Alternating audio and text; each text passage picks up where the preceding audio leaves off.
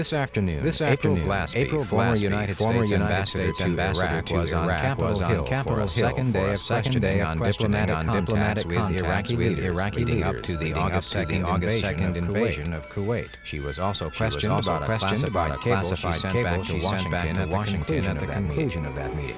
Ambassador Glaspie is a career foreign service having spent the last 25 years in the diplomatic corps. She has served posts as political officer at the U.S. Embassy in Cairo, director of the Language Institute at the Embassy in Tunis, and deputy chief in Damascus. She has also been director of the Office of Jordan, Lebanon, and Syrian Affairs in Washington. Ms. Glaspie was confirmed as ambassador to Baghdad in March of 1988.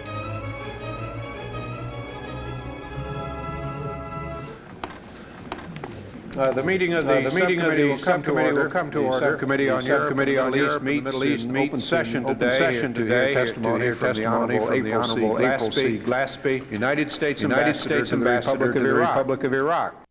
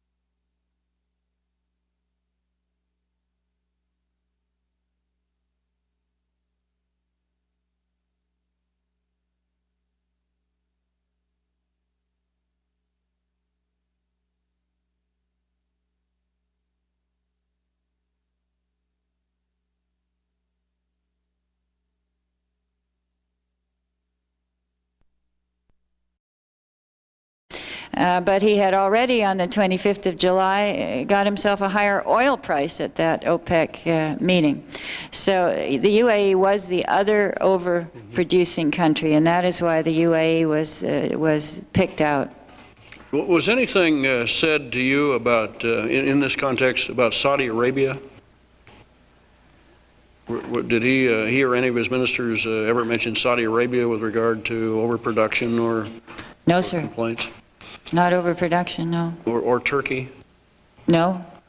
I met with, I and others met with President Mubarak in December, and he said, and that was after, of course, we had substantial troops in the area and they were building up and so on, right before the United Nations vote on the use of force.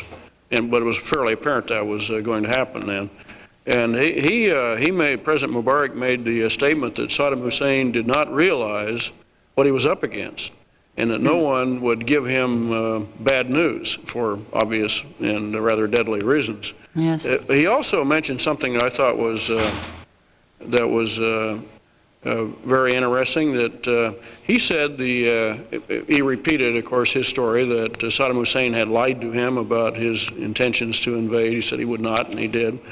And he also said that the Kuwaitis had offered him everything that he had demanded except a different border. Is that your impression too? That was not my impression. I have never seen a full account, entirely credible account of that famous meeting in Jeddah.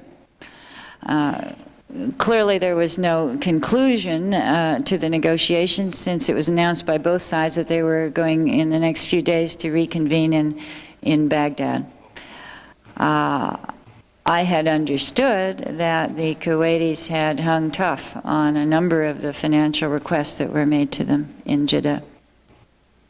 When Saddam Hussein was criticizing you and our government for our activities in the Gulf, the fleet and so on, and you were telling him we were going to defend our vital interests, did he refer at all to anything like internal divisions in this country or the role of Congress or anything of that kind? He certainly did later after the troops were built up. He may have. He was certainly thinking it. The foreign minister often spoke about it. The key passage, I think, in my conversation with him on that day was, and this is in the transcript, the business about the 10,000 deaths. You Americans couldn't stomach heavy casualties. He did say that. He did. He did. This was his idea of Vietnam. He I think he believed that the Vietnamese were not a worthy opponent, and if the Vietnamese could create political waves in the United States, he was certainly as smart as they were. That was the sense I got. Well, I certainly would not join those who apparently are now criticizing you for not saying we would go to war, because the president himself couldn't do that without at least talking to Congress about it, and there was plenty of division in Congress right up until the vote we had. Thank you. Thank you, Scott. Oh, sorry. Okay, Mr. Gallagher had a question. Mr. Chairman, thank you very much, and I know we have a vote on, so Ambassador Glaspie, I have one quick question. It will kind of deter a little bit from the post-mortem, and I would really like to hear you express your views as to the strength of the opposition groups in Iraq today, and how you see the potential for their success in overthrowing Saddam Hussein, or at least his regime. Well, in the north, of course, you can certainly talk about opposition groups. The Kurds have been organized in various political parties for a long time, a number of years. Masoud Barzani is certainly the military commander and has taken military command in the field. And there are a number of parties that you, I'm sure, are aware of, the Kurdish Democratic Party, et cetera, et cetera, et cetera. The South, of course, is an entirely different thing. This appears to be have originated as entirely spontaneous uprisings in these various towns and in the city of Basra. What organization is taking place there right now, coming from the Iranian side of the border, is very difficult to detect. Historically, whenever the borders have been open for any reason whatsoever, and clearly they're open for a very unusual reason now, Iranian organizers have come over, or they have sent Iraqi Shia agents of a very radical Islamic view over to do their organizing. I don't know how many are there, but I think we have to assume that some are. I cannot, I have no intelligence that they are there, but I think it's reasonable to assume they are. Our own view, of course, is that we hope the Iraqi people will sooner rather than later have a chance to organize their own participatory democracy. And we feel very strongly, of course, that Iraq must remain as a territorial unity in the area. I hope that helps. What is your assessment of the opposition, individually or collectively, causing the personal demise of Saddam Hussein? It's a very difficult call to make, and our own analysts are being extremely careful, and I don't blame them. It is possible that the fighting in the South will go on and on. It is going on, or was going on this morning. Although they have, the Army has, of course, armor down there, and heaven knows what else, they haven't been able to stamp it out. It keeps popping up. The North is a very different issue. Of course, there have been long periods in the history of modern Iraq when the North was not in any way under the sway of Baghdad. But if the central government can't control the North, and if they lose Mosul and Kirkuk, then I think this central government's days simply must be numbered. If he hangs on, then I would think that the importance of holding on to sanctions becomes critical, because the economic pinch, I think, would begin to be very important. On that point, I would like to emphasize that the President's view is very strong, that we want nothing that we do to contribute to the tragic suffering of the Iraqi people, and we will be working with the ICRC and the UN and so on to see what we can do to send food and medicine in particular to alleviate their suffering. Thank you very much, Madam Ambassador, and thank you, Mr. Chairman. Okay. The subcommittee will resume its sitting. Mr. Leach. Thank you. Thank you, Mr. Chairman. Ambassador Glaspie. It strikes me that when we review all of this, that we've put a lot of attention to the fact that maybe we misjudged Saddam, but at the heart of it was our misjudgment about his misjudgment about the United States. Yeah. And yesterday you used the phrase or the adjective stupid in implying to his judgment. But it strikes me that Saddam concluded, perhaps based on his references, as I understand it, to Americans and others about the Iran Gate affair and the Iran episode in particular, that perhaps we were coercible. And the reason I say this is that it strikes me that as we look at the Bush administration record, which basically is one of warning through action, that is through maneuvers with a very small Gulf state, as well as with statements about that we would not tolerate aggressive action, that he must have concluded that we didn't mean particularly what we meant.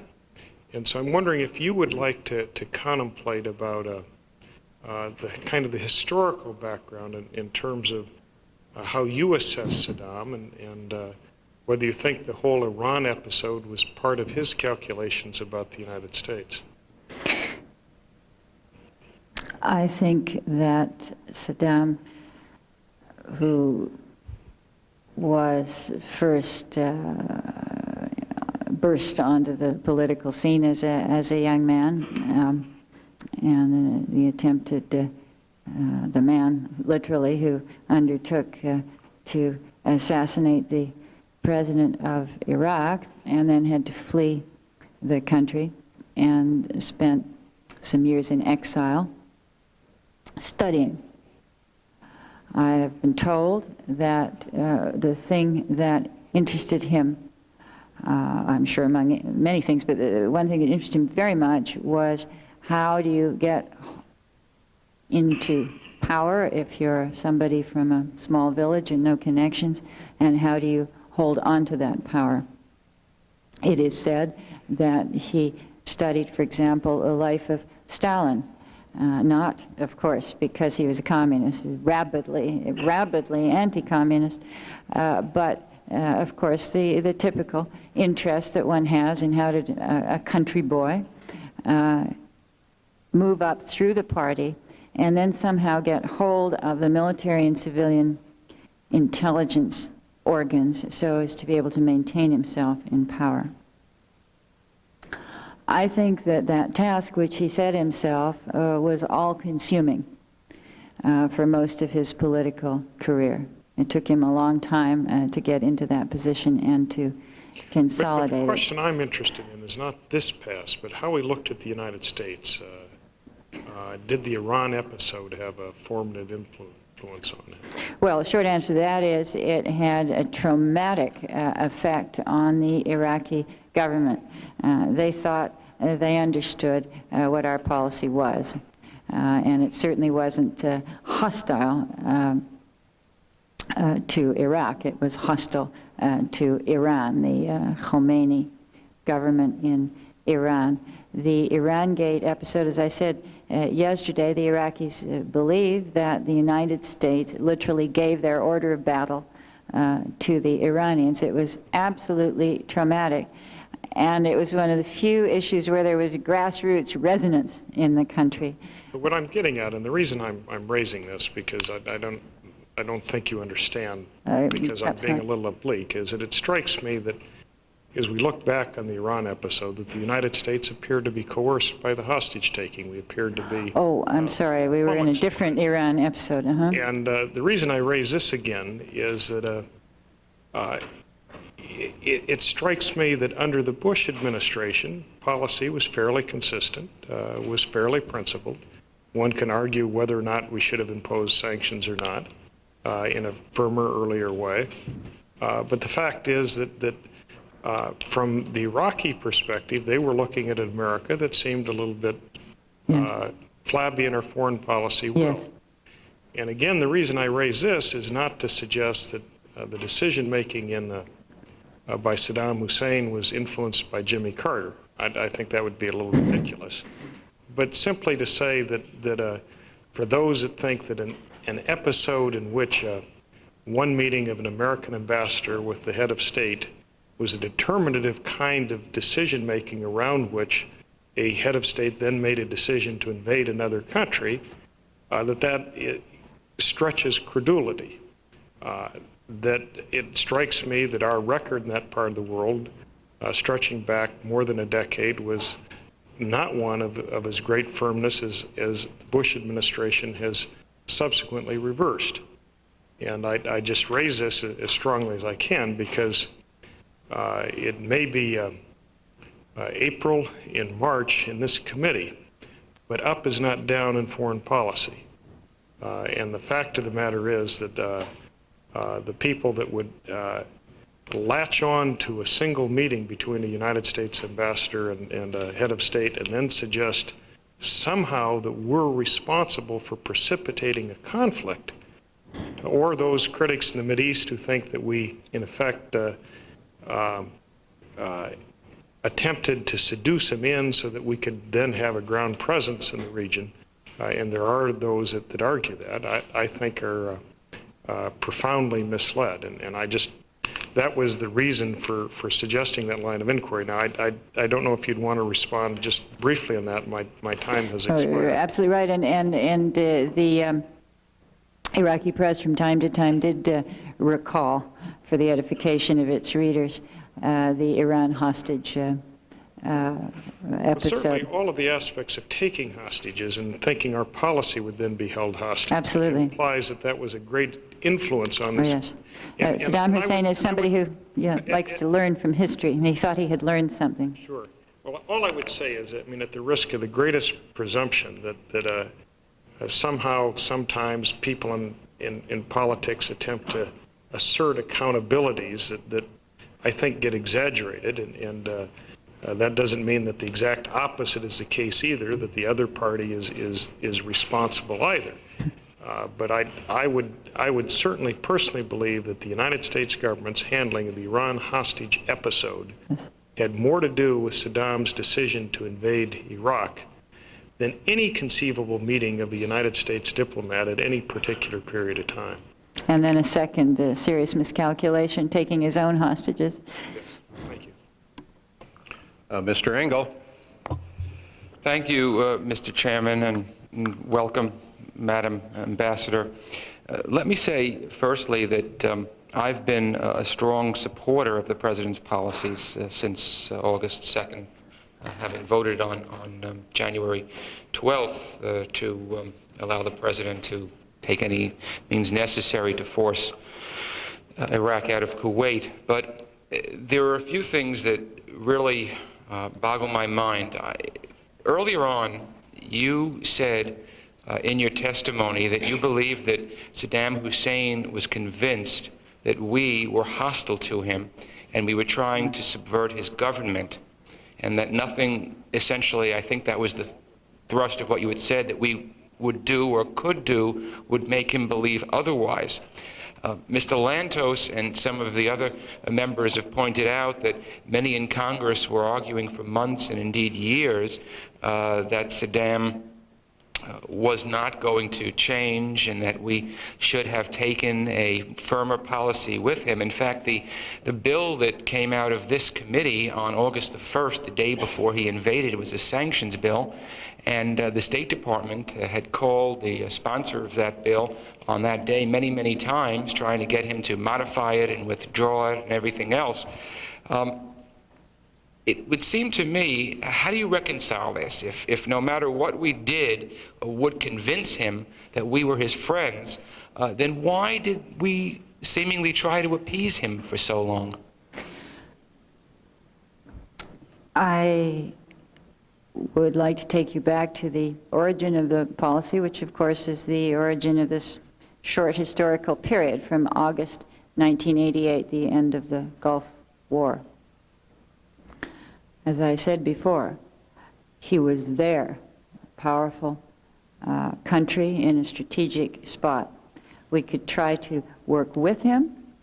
We could try to moderate his views of the area. It didn't mean that we accepted the views of some of our friends in the region who said he was a changed man and was already a moderate simply because he wanted to form an Arab Cooperation Council and he announced to sign non-aggression pacts with all his neighbors. I don't think many of his neighbors believed that he was not aggressive. That wasn't it at all. The point was he was there. I don't mean to be oversimplistic, and I hope that you won't think I am, but I believe that there were two general categories of policy action before us at that point. We could have tried to teach him a lesson in general, to isolate him, give up the opportunity of access to decision makers in the government, if not to him, but certainly to decision makers in the government, to ameliorate his policies or to soften his policies abroad, and perhaps in a way that Americans feel important, to do something for the especially minority Iraqi communities who were living there. We chose to do that. Appeasement. The tone of my 2 years of dialogue with the Iraqis was not seen by them as appeasement. I uttered words like inflammatory and abysmal and unacceptable more times in those 2 years than I hope ever to have to do again. The substance of what we were talking about was certainly not appeasement. We had an agenda, and we told them about it. Human rights was very high. I spent, I would say, the majority of my conversations in Iraq were on human rights issues of one kind or another. I mentioned the Stark, which was very important to our government and to the 37 families involved. Am I responding at all to your concerns? Yes, but it seems to me, how could we have hoped to moderate his views if in fact he was convinced that we were hostile to him and there was nothing we could do to change that? No, we weren't convinced there was nothing that we could do to change it. We were convinced, on the contrary, that we should try cautiously. We should not open the gates of the bank to him. There was very few things we should do, but we should not give up, apply sanctions, tell him unless he behaved, we wouldn't talk to him again, and go home, which is the effect of a sanctions policy. And I've never understood a sanctions policy which will not make the victim of it change their policy. He had lots of money from oil revenue. If we decided we wouldn't sell him grommets, he was going to get them somewhere else. He wanted to buy military equipment, of course, from us, which we didn't allow him to do. Sorry? Well, you see, it just seems to some of us that if that's the attitude that we take, that an individual sanctions policy wouldn't work, then why was Syria, our erstwhile ally, on a list of countries that export terrorism, and therefore we had lots of sanctions against Syria, and when many of us saw virtually no difference between Iraq and Syria in the events leading up to the invasion? Well, the difference, of course, was the criteria for the terrorism list. The Syrians are actively supporting, as you recall, particular terrorists. The Iraqis had thrown them out. They went to Syria directly. Abu Nidal got on his bicycle and drove across the border and sat down. And poor Ambassador Eagleton, who had spent 4 years, I think, getting him out of Iraq, was then assigned to Syria.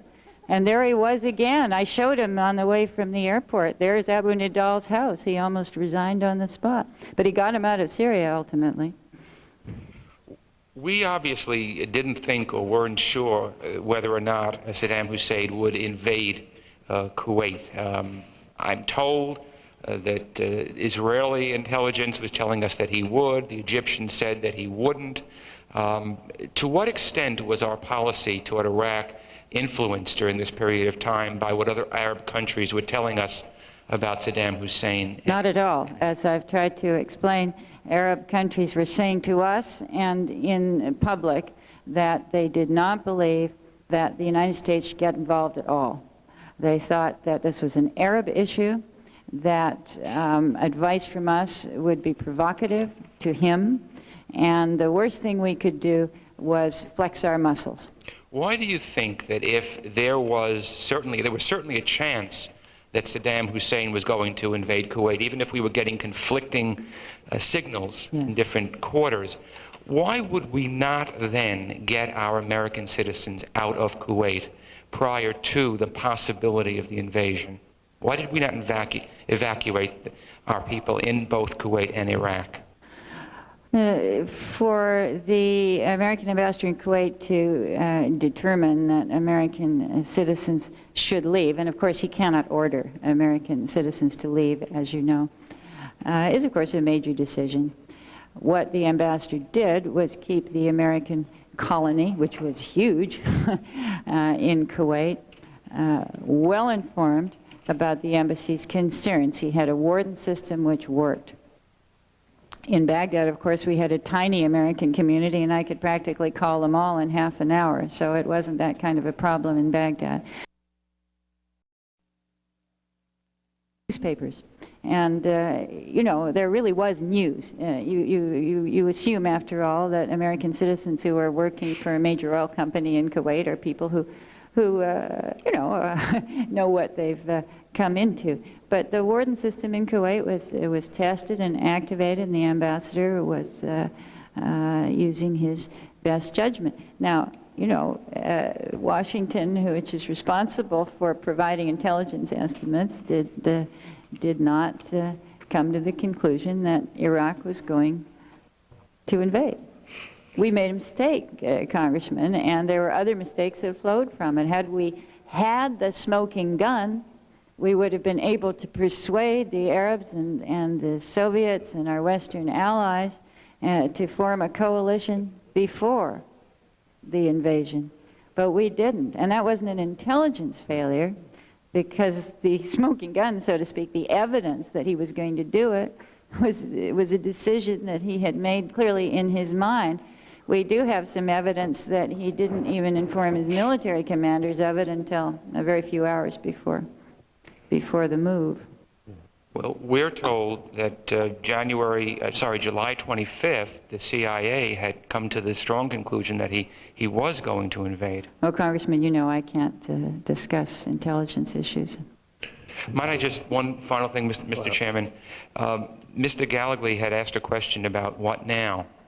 I'm wondering, with your assessment, having been there for 2 years, what do you feel are the chances of someone within the Ba'ath Party or Saddam's inner circle toppling him? I feel very incomplete. We had such a tremendous victory, but somehow this man is still sitting there in Baghdad. If that were to happen, and it could be a very grim figure indeed, it could be, for example, this man who is so well known in Kurdistan and who was then exported to do the same evil deeds in Kuwait, and then was appointed Minister of Interior recently, so that there'd be no question about what would happen to the Shia if they didn't stop their insurrection. It could indeed be somebody like that. I think the silver lining there, Congressman, would be that it would definitely be an interim government. I do not believe somebody who lacks Saddam Hussein's organizational abilities, which he certainly has, unfortunately, would hang on. Thank you. Thank you very much. I do think the most likely thing, of course, is a military commander. Second bells have rung. Mr. Faleo-Mavega, do you want to begin your questions? The Chair would be glad to have you do it. We'll follow whatever... if there's no problem with that, Mr. Chairman. No problem at all. We recognize the gentleman from American Samoa, and the Chair will vacate here in order to vote, and I'll get back as quickly as we can. Thank you, Mr. Chairman. Proceed. I would like to, first of all, compliment you, Madam Ambassador, and to personally welcome you before the subcommittee or before this committee. And I want to compliment your sincerity and the forthrightness of your responses to the questions, not only before this committee, but certainly most of us who've had the opportunity of witnessing your responses to before the Senate Foreign Relations Committee. I also want to state for the record that I agree entirely with Chairman Fassel's observations of the fact that the way that you were treated, and in my humble opinion, you were treated quite shabbily by your superiors. And to note also for the record that you certainly have a very distinguished career. I had just returned yesterday from the Persian Gulf, and to affirm that from your colleagues and those who are still there, sharing with you also the fact that it was not a very pleasant experience for me, to say the least. Reminiscing also of my own personal experiences in Vietnam, but very proud of the fact that certainly our nation's military capability, without question, second to none, the best in the world. But cautioning that observation and saying that hopefully a humbling responsibility for our nation, and that when we release such awesome capability and the capacity to kill other human beings, I know that this is not the intent of our country, nor is it ever our policy. It's a very interesting situation of the fact that while we were able to resolve one problem, we are now faced with 2 or 3 more problems in this very tensive area of the world. We've accomplished our military mission. And one thing that I find quite amusing is that over this entire period, we have never had so many overnight experts on the Middle East issue. And I just want to say that I am certainly no expert on this very sensitive issue that has never been able to resolve. So here again, we are now groping for solutions to issues that were considered supposedly politically and diplomatically impossible to resolve. And it just saddens me that it's somewhat of a sad commentary of a poorly structured foreign policy in Vietnam as an example, and that our men and women who returned from that terrible conflict were treated without honor and dignity by our own citizens. And I make this observation that the Persian Gulf War is not a redemption of Vietnam, but a constant reminder that half-baked wars have always gotten us into trouble.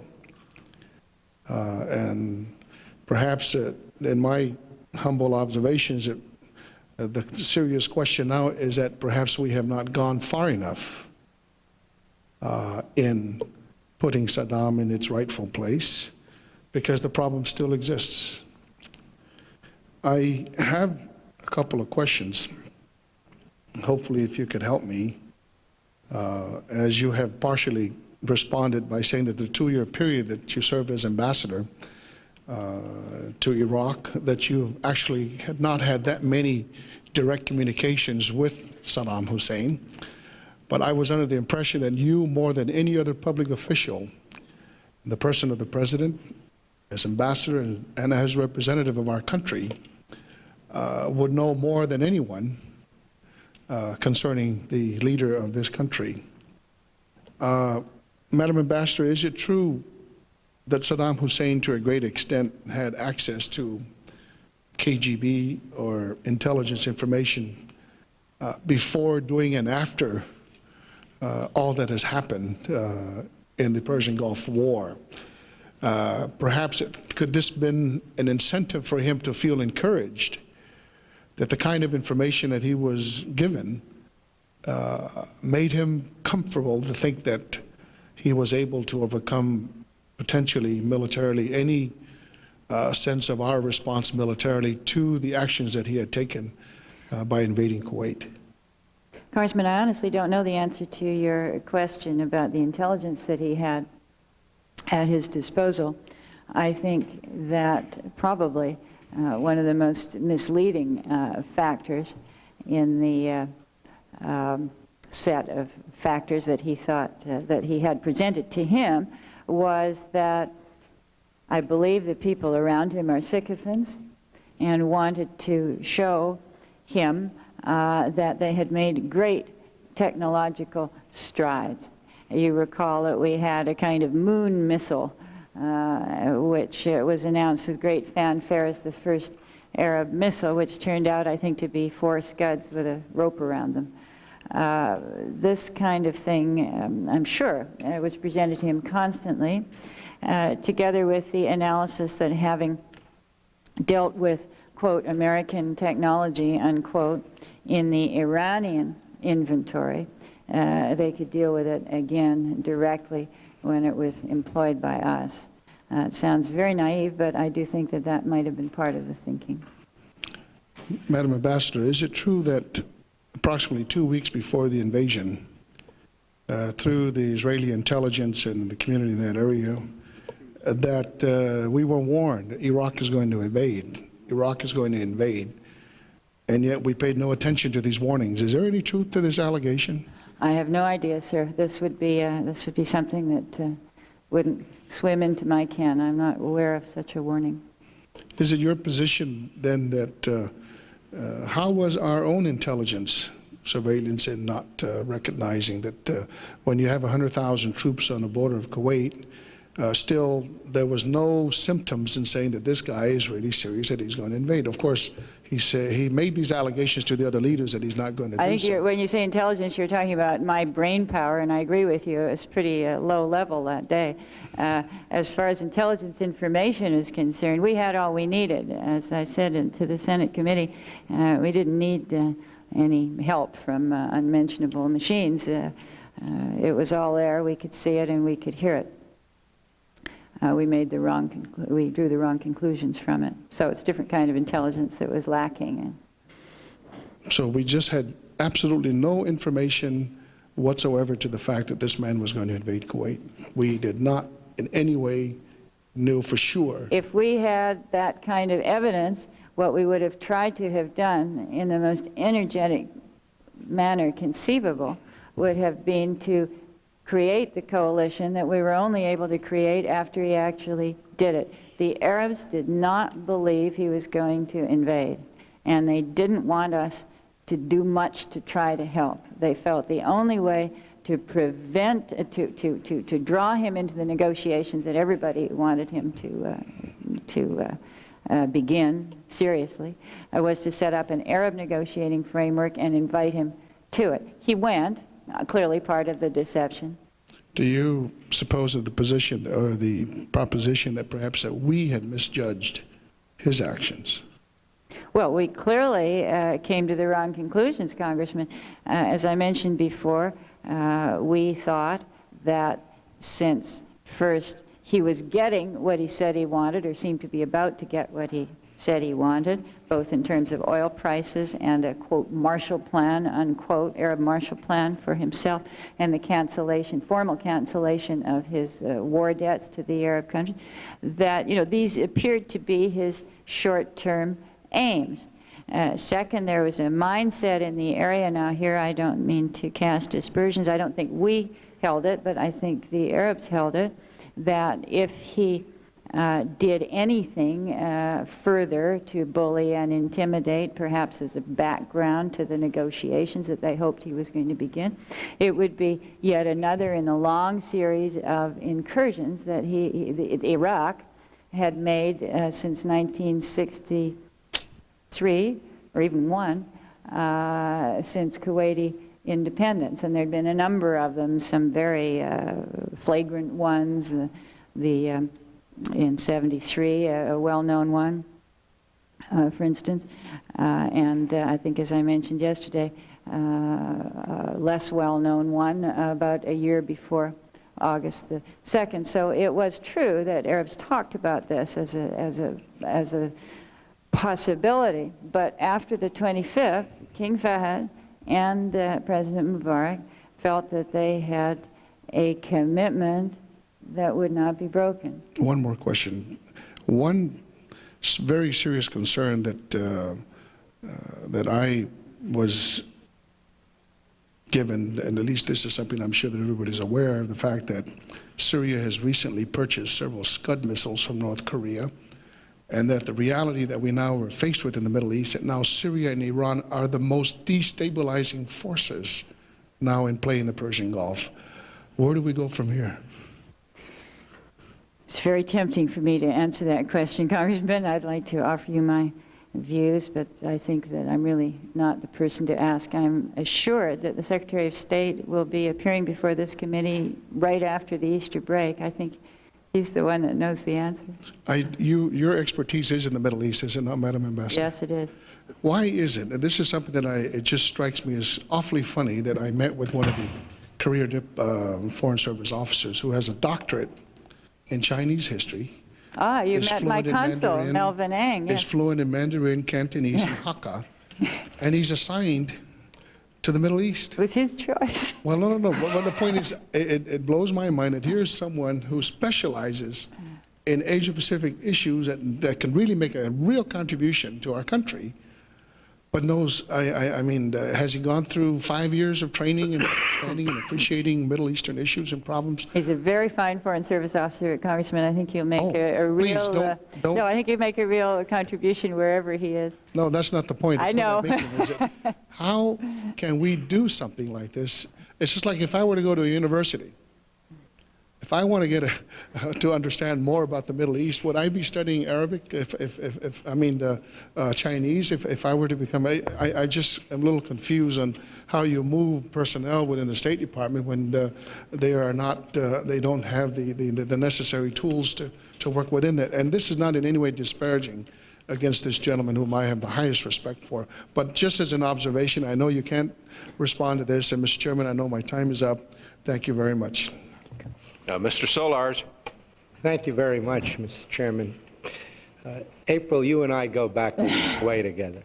I think we met for the first time almost 17 years ago to the week in Cairo during the course of my very first trip abroad as a member of the Foreign Affairs Committee, when you were assigned to me as my control officer. I didn't do very well controlling you either, Congressman.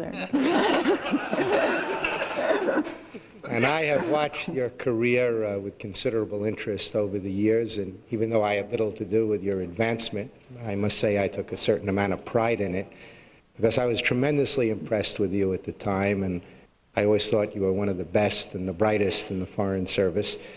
And in a way, it was precisely for these reasons that I was so dismayed when I read the transcript that Iraq released of your meeting with Saddam Hussein, particularly when the State Department, by refusing or failing to issue any denials as to its veracity, appeared to lend a kind of implicit legitimacy to that account. And so I hope you'll understand if I fulfill my institutional responsibilities by asking you some questions about it. First of all, I'd like to know, did they make a videotape of that meeting? Oh, they may well have, but the camera was hidden. Okay, so you didn't see one? No. Okay. Who was your note taker for the meeting? Since I had been invited to come back to the Foreign Ministry for what I assumed was just a resumed session with the Deputy Foreign Minister, I didn't have a note taker with me. We had a very small embassy. Everybody's very busy. So the cable that you subsequently sent back, you wrote or dictated from your memory of the meeting? I did. Did you take notes during the course of it? As you know, we are perhaps immodest enough to believe that after 25 years of training, we can remember. In my case, I was lucky because it was broken by the President Mubarak telephone call, so I had plenty of time to take notes during the meeting. Okay. Now, on July 25th, when the meeting took place, had you been apprised of the fact that they had deployed 100,000 troops along the Kuwaiti border? I don't recall, frankly, Congressman, what our count was at that time, but it was certainly a high count, yes. But you knew they had deployed forces along the... Oh, yes, of course. Now, after you returned to Washington, and following the release by Iraq of their version of this discussion, were you explicitly instructed by the department to say nothing about it, to neither confirm nor deny, as it were, the veracity of their version of the discussion? I don't believe I was explicitly instructed not to say anything. It was explained that a decision had been made that it would be unwise for the department, of which obviously I am a member, to argue about it in public at that time. That a point-by-point rebuttal would focus our national energies where we should not be focusing them, that the time for that would come later. So you felt that it was the view of the department that it would be best for you to say nothing about it? Indeed, as the department indeed itself said. Right. Would you object now to having that cable turned over to the Foreign Affairs Committee on a classified basis if necessary so that we could take a look at it? Yes, sir, I would, for what I think is an absolutely compelling reason.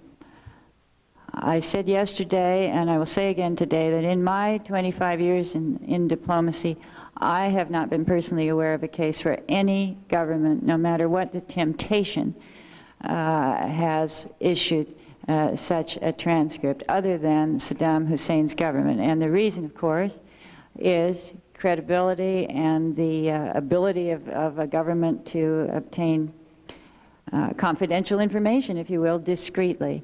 Once you start issuing memoranda of conversation with chiefs of state, I think it damages the confidentiality of a very, very important process. So personally, no. Professionally, emphatically, yes. Well, I'm pleased to hear that you personally have no objection to the cable being given to us. I have to say, professionally, I fundamentally disagree with your judgment. For one thing, this committee is frequently given access to cables involving discussions between ambassadors and foreign leaders, including heads of state. And secondly, to the extent that there is a legitimate concern about confidentiality, that could presumably be protected if the cable were provided on a classified basis. And we see all sorts of communications that come back from our embassies abroad, including conversations with foreign leaders. So it would hardly be unprecedented if that cable were turned over to this committee, and I hope the chairman at some point will consider the possibility of issuing a subpoena to obtain the cable in the event it's not possible to get through more friendly means, because I certainly don't think this should be, at this point, any kind of an adversarial proceeding. We've just emerged from one of the greatest triumphs in our history, and those who participated in organizing it certainly deserve a lot of credit. Now, let me move on. You said that the reason for not issuing a denial of the veracity of that transcript at the time was because we had to concentrate on building the coalition, and we didn't want to focus attention on what had happened previously when there were more important tasks at hand. But I have to tell you, Madam Ambassador, that I find that explanation inherently implausible. And I find it inherently implausible because, in fact, the Iraqi version of the discussion was compromising our capacity to muster support for the President's policy here at home. It contributed to the view that we were somehow or other responsible for what had happened by giving Saddam the impression that he could get away with what he had done. And consequently, in terms of mustering and maintaining American support for a policy of firmness in the Gulf, I don't understand why it wouldn't have made sense for the department or for you to have issued a statement that this is fundamentally misleading, a classic exercise in disinformation, and possibly through the selective use of statements you had made to him, making it clear that the Iraqi version was, in fact, distorted. That would have contributed to American support and therefore to the effort to pull together a coalition. So could you perhaps respond to that? Because on the face of it, it just does seem inherently implausible. I have provided to you the logic and the conclusion that the department employed. Mr. Scholars, I can't make any other response. Okay. Well, let me ask you then very briefly about some of the other statements in this transcript. One of the most troublesome comments or lack of comments in the Iraqi version, and I hope you'll take advantage of this opportunity to clear it up if it can be cleared up, was Saddam's statement in which he says at the beginning, "But you know that you did not protect your friends during the war with Iran." And then he goes on to say, "I say this because of the nature of the geography and the nature of American society, which makes it impossible for the United States to bear tens of thousands of casualties in one battle." Now, at a time when a man has mobilized 100,000 troops along the border of a friendly state, this is a very, very serious statement. And according to the Iraqi version of the transcript, there doesn't seem to have been any instance in which you attempted to rebut this assertion or to say to Saddam that you represented a country which values human life, but which has paid the price in the past for defending its vital interests and the freedom of its friends, and would be prepared to do so again in the future. So I guess my question to you is, did he in fact make this statement, and did you in fact at some appropriate point attempt to indicate to him the error of his ways? Yes, he made it. It is a statement that was often made in Baghdad. It had been made to me on more than one occasion, and in the foreign ministry. I had always in the past responded to it in various different ways, of course. It had also appeared in the Iraqi-controlled press. It was a very common misapprehension about us. It is one of the points I did not respond to when I was speaking to Saddam Hussein. He made a long list of points, many of which are in that transcript. I was, I would say, about 1/4 down the list of responses when he left the room, went to speak to the President of Egypt, and came back and, in effect, said, we're not going to do it, it's all over. I responded then, as I recall, to a couple of particularly egregious comments that he had made. I didn't want to leave without saying a word about them. In particular, the Tutwiler statement. I responded to that, so there's no question about that. He said, I want you basically to leave. That is, Congressman, one of several points that I certainly had wanted to discuss with him. It is also one of the reasons that I saw the foreign minister. I wanted to respond to all the issues that I had not responded to with the President. And when you saw, did you see the foreign minister? On the 28th. And did you respond to that precise point when you met with the foreign minister? I responded to the precise point. Whether or not I referred to the 10,000, I don't remember, but I certainly responded to the point of assuming a softness in the American character, which I was hearing over and over again, and including from the President, okay, and which I thought had been influenced in part by a complete misreading of the contemporary history of the United States. Now, it also says here in this Iraqi transcript that that you said that you mentioned the program that was broadcast on VOA. Yes. It was unfortunate, and we have offered formal apologies concerning this matter. Now, I have this editorial before me, "No More Secret Police." I have to say, for the life of me, I don't see a single word or sentence in here that is unfortunate. This is a statement of the most fundamental American values. It deplores the existence of secret police and regimes which depend on their brutality to remain in power. And I suppose in the part you might have had in mind, it says secret police are also entrenched in other countries, not just the Soviet Union and East Germany, such as China, North Korea, Iran, Iraq, Syria, Libya, Cuba, and Albania. The rulers of these countries hold power by force and fear, not by the consent of the governed. But as the East Europeans demonstrated in 1989, the tide of history is against such rulers.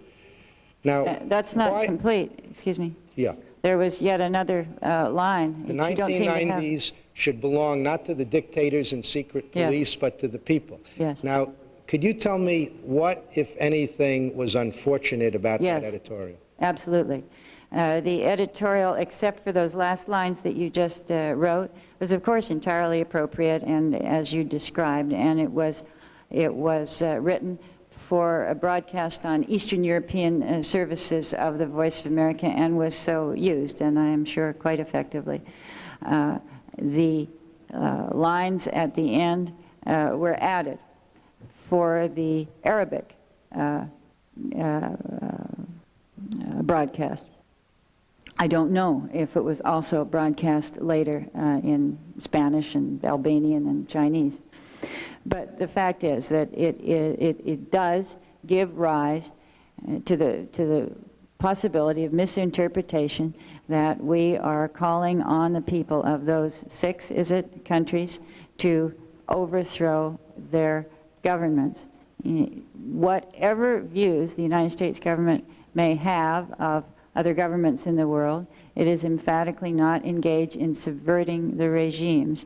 I think we have a very fundamental, and I'm surprised at you, Congressman, I think we have a very fundamental division on this. I certainly think it gives rise to serious misinterpretation. And if you are holding State Department cables in your hand, you will have seen the words that were cabled to me from Washington, and they were very carefully phrased. Well, were you told to apologize for this, or instructed to apologize for it? Yes, the words in the cable that you're reading. Then let me say, I'm glad that's cleared up, because if that is the case, I certainly have absolutely no quarrel with you. But I must say... Well, you should, Congressman, because if I hadn't been told, I would have asked to have been told. Well, then, I was trying to create some kind of influence for the United States of America in this very dangerous country, so that we could influence it and moderate it. And the major impediment to that was their belief that for 20 years we had been trying to subvert the regime. This was a serious handicap in the job that the President had given me to do. this was not an editorial about Iraq. It was an editorial about repressive regimes in general. And we perhaps have an honest difference of opinion here, but I have to say that the sentence, the 1990s, should belong not to the dictators and secret police, but to the people, expresses exactly the sentiments of the American people. I would like to believe it expresses the sentiments of the administration. I think we should be and should have been utterly unapologetic about it. And if they were offended by it, the answer, I think, should have been, get rid of your secret police and let your people run the country, not the Muhabarat. Let me ask you finally, if I may, about one other comment in this Iraqi transcript, and I hope you can clear it up. You said, according to the transcript, I saw the Diane Sawyer program in which there were some unfair points. This is the way the media works in America, even when it affects American politicians. And you go on to say, if the American president could control the media, his job would be easier. Now, a little bit earlier, you said that Diane Sawyer did America proud in that interview. So perhaps you could tell us now if this is an accurate representation of what you said, and if it is, what did Diane Sawyer do that in your view was unfair, and what did you mean in telling the president of a country that doesn't have freedom of the press, in fact, excuse me, which executes journalists of foreign countries, that this is the way the media works in America, even when it affects American politics? I would be delighted to answer that question. As I think you weren't here when I mentioned that we worked all through 1989 to get journalists in to see Saddam Hussein. Since diplomats couldn't see him, many of us hoped that by having journalists see him, he would begin to learn more than he knew about the outside world and the concerns, and the basis of the concerns about Iraq that were held in the outside world. The initial encounter that he had was, of course, a shock to him. He was hardly used to being cross-questioned by anybody, much less by a journalist. I wanted to say two things to him on this, having the opportunity to be in his presence. First, I wanted to get over to him that we regard editing of videotapes which are labeled as complete, as cheap and unjust, and we had noticed that he had authorized, presumably he authorizes everything in the country, exactly that as far as the videotapes which are being produced by the Ministry of Information. I did it, and I think he took the point by saying that the President of the United States, and I think I said Mrs. Thatcher, are constantly under the gun, if you will, of tough cross-questioning by journalists. This is the way we do it. If you want to get your story over the airwaves to the American people through the American journalists, you've got to put up with that. That was the point of my comments. As far as Diane Sawyer is concerned, I will say again, I did not in any way discuss Diane Sawyer's videotape. I was talking about the Iraqi Ministry of Information's videotape of the Diane Sawyer interview, which cut out all the footage, if that's the right word, which Diane Sawyer herself used. In other words, the controversial parts. So you're saying when you said it was unfair, you were referring to their coverage of Diane Sawyer's interview, not to Diane Sawyer's interview itself. And not just Diane Sawyer's interview, but all the transcripts or videotapes that they were putting out. We had much more than Diane Sawyer by then. Well, Mr. Chairman, my time is up, and I have no further questions, but I simply want to say that I think the State Department, assuming that this Iraqi version was as fundamentally flawed as we've been told it was, is true, that it was so fundamentally flawed. I think the State Department did a very serious disservice to the President's own efforts to counter this exercise in disinformation, and also a fundamental disservice to Ambassador Glaspie, because I think that these kinds of points, if they had been cleared up earlier, and presumably they could have been cleared up without breaching diplomatic confidentiality, would certainly have avoided a situation in which, you know, a distinguished career Foreign Service officer was permitted for several months to have her reputation significantly impaired and impugned by virtue of an unrebutted transcript, which, if accepted at face value, did not put her in the most favorable light.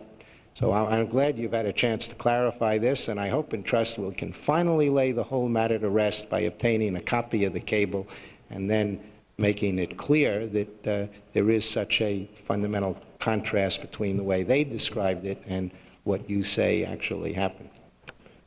Mr. McCloskey. Thank you very much, Mr. Chairman. I welcome you, Ms. Glaspie, and want to say I'm not really on the subcommittee. I'm on the overall committee, and I'm just thankful to have the opportunity to talk with you at all. And it's been a long wait, but I realize what you've been through the last 2 days, particularly, and all the time, and have immense respect for you personally and professionally. And as I understand it, in my previous general reading, you surely must know as much about Iraq and most aspects of the Middle East as any American in the employ of the government. And people like you, Arabists, if you will, are very valuable, and I wish we had more like you in many ways, and gave them better recognition and career opportunities than we do. And I'd like to prey on you a little bit to try to give me some fairly forthright intellectual analysis as to nothing recriminatory in the history, but some of the prospects presently and for the future. Obviously, nothing you have said or would say today probably would imply or hint or substantively go to any significant criticism of the State Department. But obviously, we've had a tremendous and massive military victory. There's no doubt about that. We've had relatively few casualties, as tragic as they were. Only one Marine killed in combat in my district.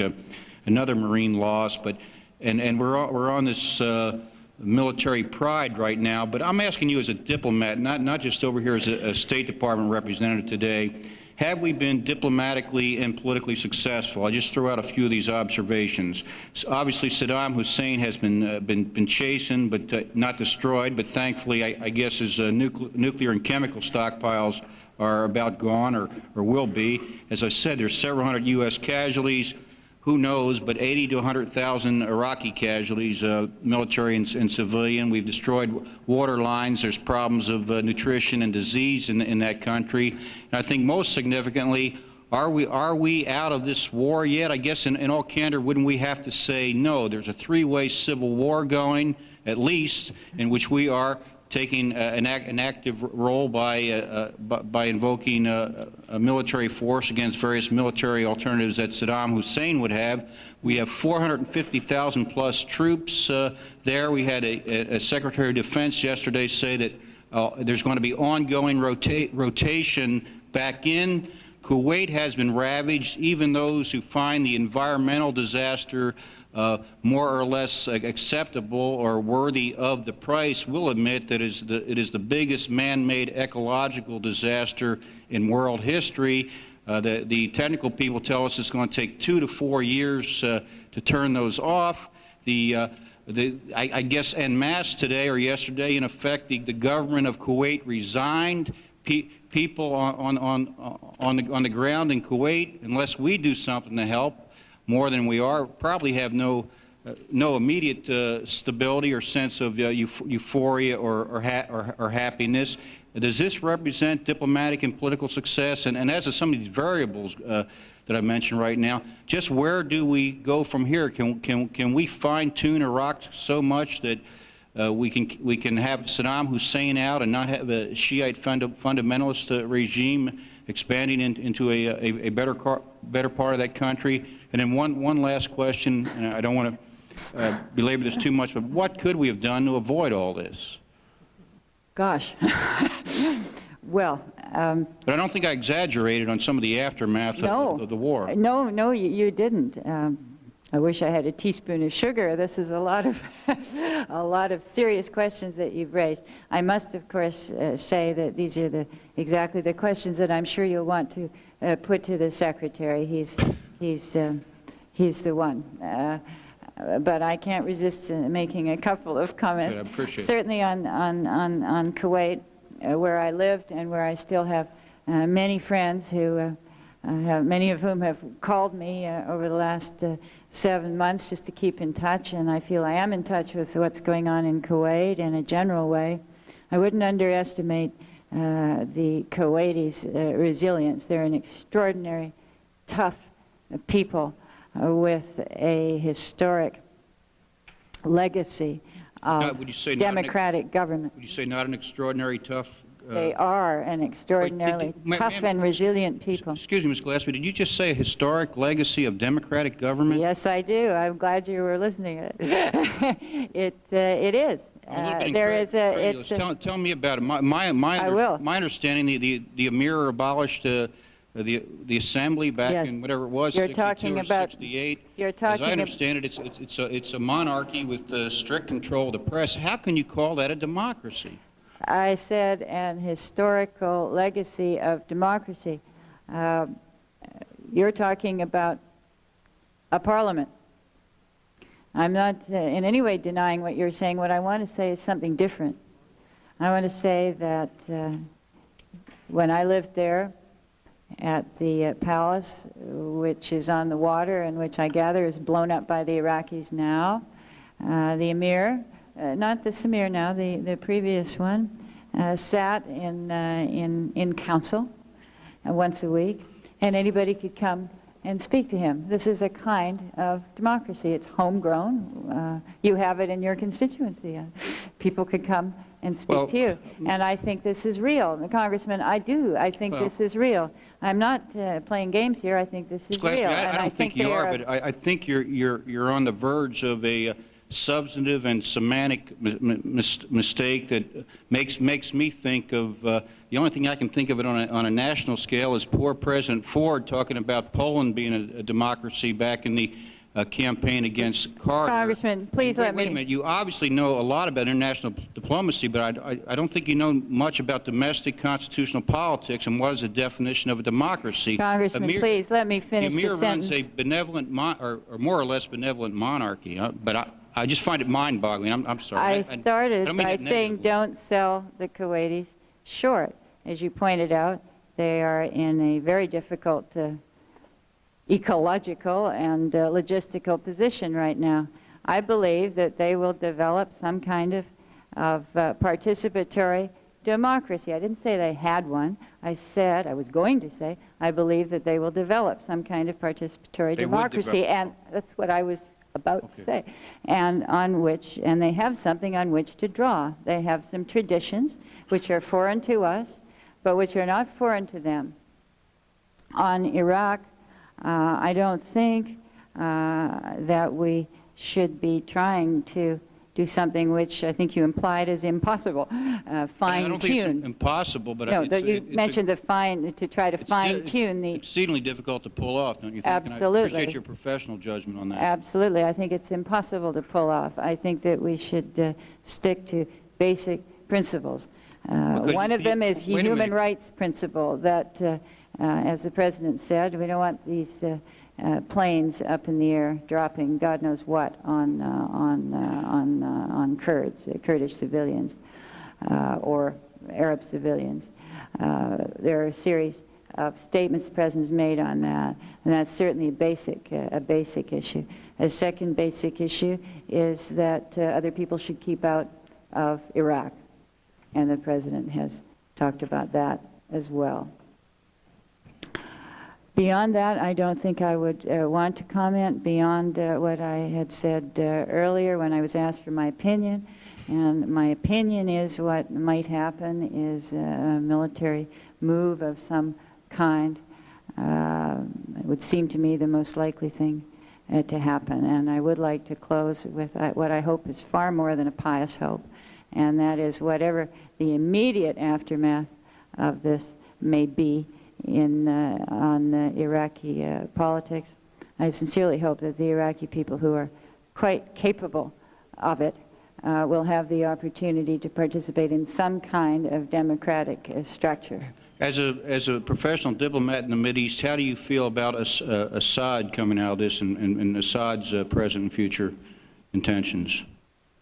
Congressman, I really am going to decline to comment on Syrian politics. The Secretary will be here very soon, and he has just talked to President Assad. But in essence, do you endorse an ongoing, an indefinite troop commitment in southern Iraq and the occasional military forays we have, which directly or indirectly, as you know, have the aspect of benefiting particular groups, which I know there's a good argument for, but is this? Would you recommend any improvements or slight marginal Congressman, nuances to improve I really this policy? must decline to give the President advice through the. Well, I'm asking for advice for the Congress, for the Foreign Affairs Committee, as we help shape the policy of this country and hopefully participate in a democratic way. I think that's not for me to give. I would just remark that the President has said everybody's coming home. Yeah, but you would agree that we have two countries substantially impaired with other problems going on right now. Of course. Yes. Very serious problems. Yes. Thank you very much. Madam Ambassador, I know it's not your position, but I want to make sure the record is clear. This subcommittee, of course, would like to have the transcript of the total transcript of your conversation with President Saddam Hussein, and you understand our request. I will convey that request. If you'll convey that, I appreciate it. That's not your decision to make. We would also like to review the cables going back through 1990 and 1989. So I make that request as well, and would appreciate it if you would convey that. I will do so. It is also likely, when I finish my questions here, that we will even have additional questions, which we will want to submit in writing to the Department. Now, what I would like to do now is to go back through a series of incidents that occurred beginning in November 1989. And my only purpose here is to try to understand what happened and what we did as a result of that incident, to get the record straight. I want to start with a period in November of '89 when we in the Congress were considering a tank sale to Saudi Arabia. And in November 7th of 1989, one of the members of this subcommittee asked about the threat of Saudi Arabia.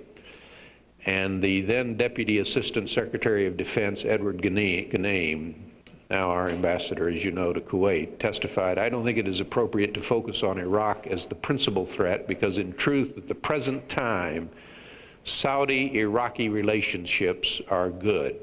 That's the end of his quote. Then they just signed a non-aggression pact, if I have my dates correct. And Secretary Kelly replied later in November of that year, when he was asked about the state of the Saudi-Iraqi relationship, there is no doubt that the countries are on very good terms now. They have frequent visits with one another, cooperate on a number of fronts. So given the current relationship, it is hard for me to see Iraq as a threat to Saudi Arabia, end of quote. Now, was there any doubt in your mind at that time about the Iraqi-Saudi relationship, or do these statements fully express your view of that relationship at that time? Well, there are levels and levels. Certainly, I would have made those statements myself. You what? I would have made such statements myself. That is what both governments professed. Both of them. They had chosen to sign a non-aggression pact and a security pact on the same day. But I would also have said, although no Arab diplomat said it to me, I would also have said that given the record of Iraq in the peninsula in the 1970s, and given the strategic concerns of Saudi Arabia when the Arab Cooperation Council was formed, I doubt that it is possible to legislate, so to speak, complete trust overnight with a non-aggression pact. But those two statements are absolutely accurate. So you did not see Iraq at that time as a threat to Saudi Arabia or to the region? At that time? At that time. We're talking about 1989 here. I'm not trying to trap you with any of these questions. I just want to get the record clear with respect to this. Now, I understand while I was out of the room, Mr. Solars went into this Voice of America editorial. He did. And I had only a couple of questions about that. After that incident, were new procedures for advanced State Department clearance put in place for all editorials dealing with Iraq? Mr. Hamilton, I think I know the answer to that question, but I'm going to decline to answer. That really is a question that I think has to go to the State Department. I was in Baghdad. I see. You do know the answer to it. I think I do, but I don't want to be wrong, so respectfully. Well, we will submit that in writing, yes, and then the department please. can that would be, respond if you would. to it. Yes. Now I want to move on to February 21st, 1990. That day, the State Department Human Rights Report on Iraq came out, and it called the Iraqi record abysmal. You probably recall that. We wrote it in my embassy, sir. Okay. What was the reaction in Baghdad? Oh, very hurt feelings, I would say. Were you called to the Foreign Ministry? I don't remember if I was specifically called to the Foreign Ministry or whether I was going anyway, but certainly within 1 or 2 days of the issuance of the report, I was told that in a rather informal way, actually, that it was unfair and so on and so on. And I said I would be delighted to give them extra copies. Did they lodge a protest with us? Not a formal protest to me. I don't recall if Ambassador Mashat did here. He may have, but not in Baghdad. And do you know what response we made to their criticism of the report? I made no response. I said our views stand as written, and I said, in fact, they were written in my embassy, so I certainly am not going to debate them. When chemical weapons were used, and now I'm jumping a little backwards, I think they were used by the Iraqis in September 88. September 88, is that correct? Yes, sir. Did we lodge a protest at that time? We not only lodged a protest. Were you ambassador at that point? Yes, sir. Okay. We not only lodged a protest, as I think I mentioned earlier in my testimony, that event, or our ability to detect that event, ushered in an extremely energetic period of about a month or even 6 weeks, I don't recall, of diplomacy and also activity. You remember that was the period when we had, I don't know how many tens of thousands of people marching past the embassy and so on. And how did they respond to that protest? What did they say to you? We did it, or did they deny they did it? They denied they did it initially. However, the president of Iraq then indicated in a series of televised remarks, as I recall, that they did, thereby pulling out the rug from those who had already planned another campaign. And this, you know, I had only been in Iraq for about 2 months then, Mr. Chairman, but it was quite a week because the defense minister, in an effort, I mean, it was a very illustrative moment for those of us new to Iraq. The defense minister, in an effort to diffuse Western criticism, made the following public statement. This is an effort to diffuse criticism. He said, for every insect, there's an insecticide. All right, now I'm going to shift the time on you again, and I want to go to February 24th, 1990. Saddam Hussein gave a speech in Amman, Yes. Jordan. You're Yes. familiar with that. Oh, yes. Very tough speech. He called on Arab investors to pull money out of the United States, invest in Eastern Europe and Soviet Union instead. He protested the U.S. support for the new wave of Jewish immigration to Israel. He denounced our naval presence in the Persian Gulf, and then he said, and I quote him, "America is repeatedly saying its armed forces will remain in the region. This makes us wonder what was the real U.S. attitude toward ending the Iran-Iraq war, whether it really wanted it to end, period," end of quote. Yes. Now, 4 days after that, the State Department testifies before this subcommittee, and it says this, quote, "It is clear that Iraq seeks improved relations with the United States. Trade will be a key factor in that relationship.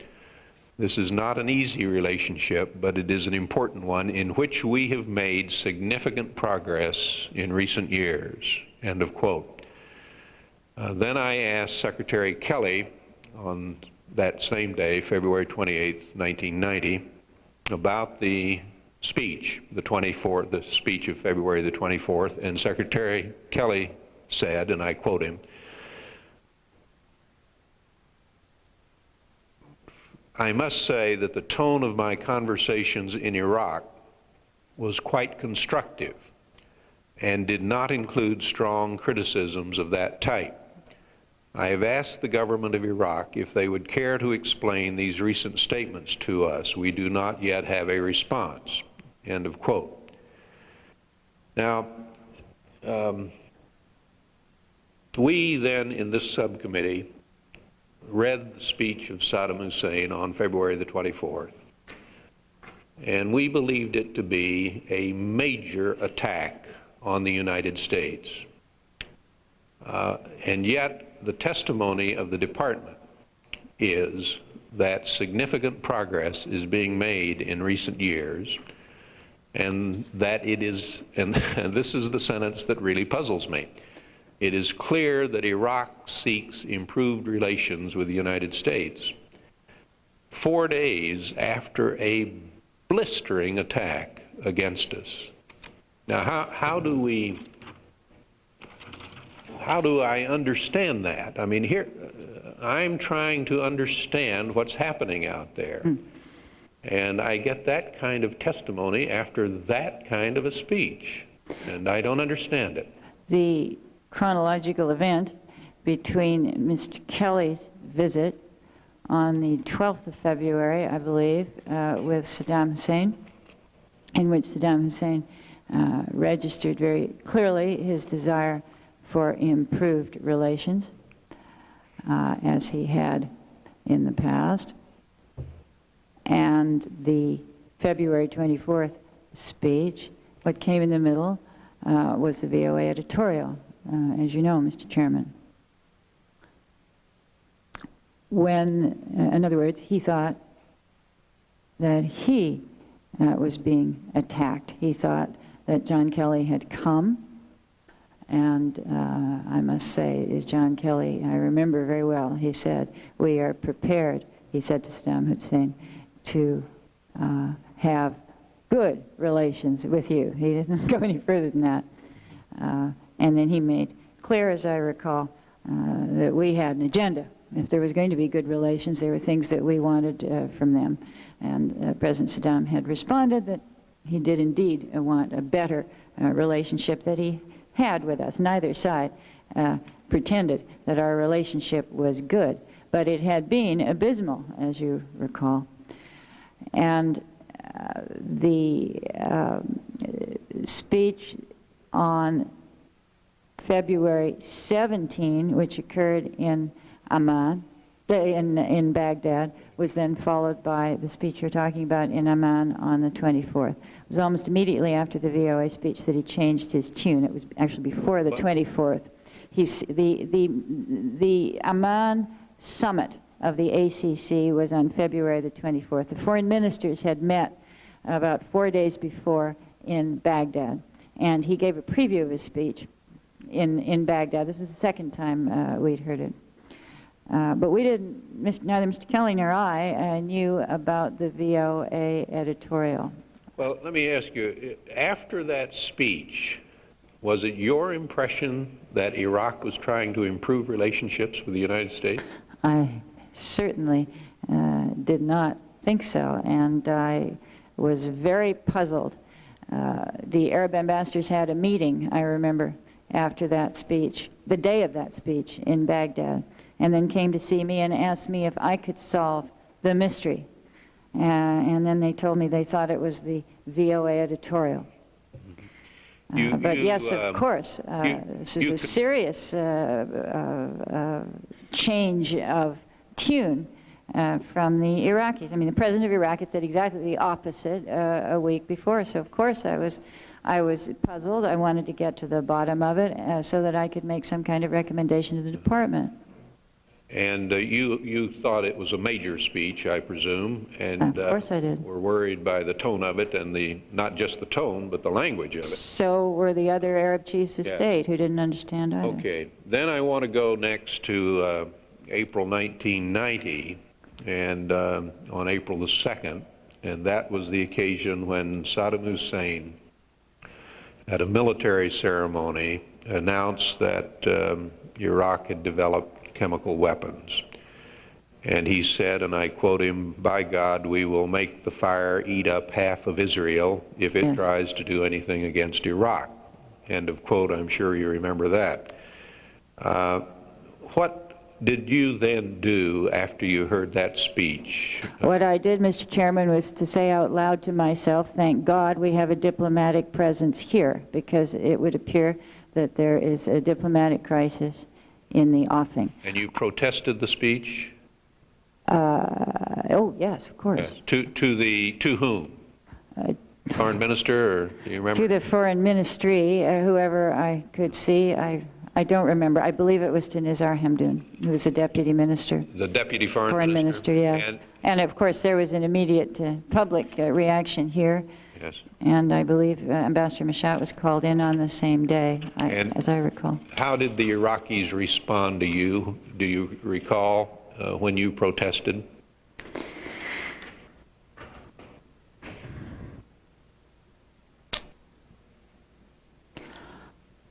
I think they just, I'm trying to remember, if I don't believe there was any response at all initially. Other than to repeat a kind of a set of background points. And the litany is known to you. Yes. The belief, and the one basic point, of course, the Iraqi belief that the repetition of the 1981 attack could occur at any time. And they really were obviously concerned about it. It happened once, it could happen again. This, of course, was the excuse that was ultimately given to us, and as you know very well, we told them, and we didn't find that. Yes. Now I want to direct your attention to April 12th of that year, and you had a group of U.S. senators in Baghdad. I'm not going to ask you about some of the quotes that were made. I'll overlook that, but during the Codel, Saddam Hussein reportedly backed off his statement that he would attack Israel saying he meant only that he would respond if attacked first. Yes. Is that your recollection of the conversation? It's my recollection of the American media's understanding. In fact, on February the 24th, we read his speech as saying, the key sentence as beginning with "if." If. So we didn't hear a difference. You interpreted that as if he was backing off his threat? I'm sorry, April the 1st, I didn't mean February. Yeah. Did you? The question was, did you interpret that? No, we didn't. I mean, this is not enough. You can't. It's unacceptable and inflammatory to be talking about burning up half of Israel, no matter what the context. It was unacceptable, and we said so, and so did Senator Dole in his letter, which was published, as you recall. All right. Now I want to go to April the 26th, 1990, and that's an event here, not in Baghdad. That was my birthday. I was trying to remember what happened. Okay. Well, this was the State Department testimony, again, on U.S.-Iraqi relationships. And just for our record here, it takes place with the State Department's human rights statement, abysmal human rights in Iraq, Saddam Hussein's February speech, highly critical of the United States, a murder attempt in February instigated by the Iraqi mission in New York, the execution in March of the journalist Bazoft, Iraq's efforts in March to smuggle nuclear capacitors, the triggering devices, out of the United States, the stationing in March of missile launchers in western Iraq, and the April 2nd statement that I referred to a moment ago against Israel. Yes. All of those events right in this period of time. And the testimony before this subcommittee is this. Mr. Kelly, quote, "Our policy toward Iraq has been to attempt to develop gradually a mutually beneficial relationship in order to strengthen positive trends in Iraq's foreign and domestic policies." End of quote. In response to a question on the evidence of change in Iraq, he says, quote, "One swallow does not make a spring. Nevertheless, we believe there is at least the possibility of improvement, and we want to try to encourage that improvement." End of quote. Then another quote. All of these are out of context, but I think they give an accurate flavor of the testimony we received. Quote, "The best way to improve Iraqi behavior was to try to engage with Iraq." End of quote. And then another quote. "We believe there is still a possibility for positive alterations in Iraqi behavior. We do not believe the imposition of economic sanctions now would leave that possibility open, period." End of quote. Now that's the quotations, the testimony that caused Mr. Lantos to say, as you'll recall earlier in his statement, that there was an Alice in Wonderland quality about the testimony of the State Department at that point. Now, what strikes me, of course, is that you have all of this evidence of increasingly ominous behavior by Iraq, but no change in policy. And statements before this subcommittee that do not in any way suggest the severity of Saddam Hussein's conduct. And so my question is here, why? I mean, why didn't we get here a sense of what Saddam Hussein was doing? and these outrageous speeches and actions. We didn't, and we get the reaction from the State Department that we got to gradually develop this mutually beneficial relationship. Mr. Chairman, we didn't have any ongoing programs at that time government-to-government programs, except for our cultural center, which I'm sure you're not going to suggest we should have closed. the tone of our exchanges had gone to, I think I can use the word confrontational, months before that, certainly by the middle of February. I think I must have failed to convey my very profound belief that the more dangerous the situation, the tougher the situation, the more important it is to stay in there, try to maintain and improve, if possible, access to the host government decision makers, and do what can be done, and our reach should always exceed our grasp in these issues, because in the Middle East they usually are issues of peace and war, to ameliorate the tension.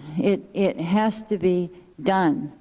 May I ask you, during this period of time now, we're talking about the winter and the spring of 1990. Was it your feeling that Iraqi attitudes and actions were becoming increasingly worse from our point of view? Of course, and I thought that they were based on a genuine Iraqi fear. Now, why wasn't paranoid, if you will. Sure. Why wasn't that conveyed to us in testimony? I mean, that may not be a fair question to you because you were in Baghdad, but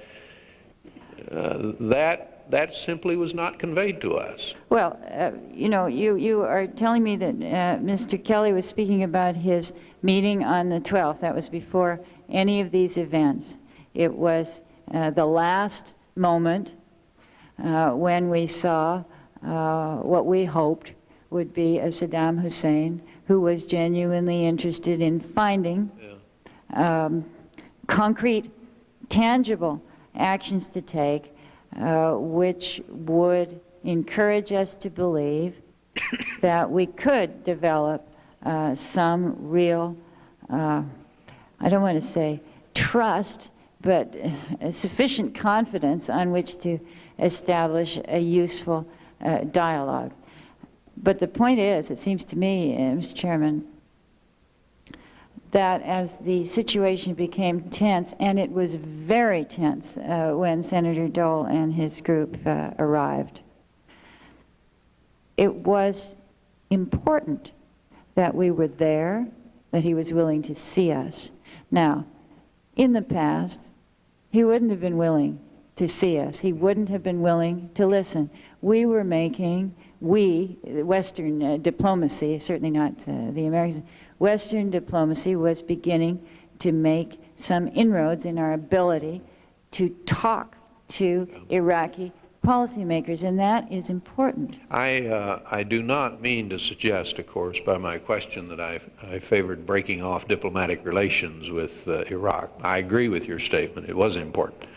That's one of the very essential features of diplomacy, to sense that kind of a change and to convey it. What bothers me is, if I understand your reactions here, is that while you were analyzing this as a period, as you said a moment ago, of great tension and increasingly worse relations between the two countries, the testimony here in Washington did not convey that sense at all.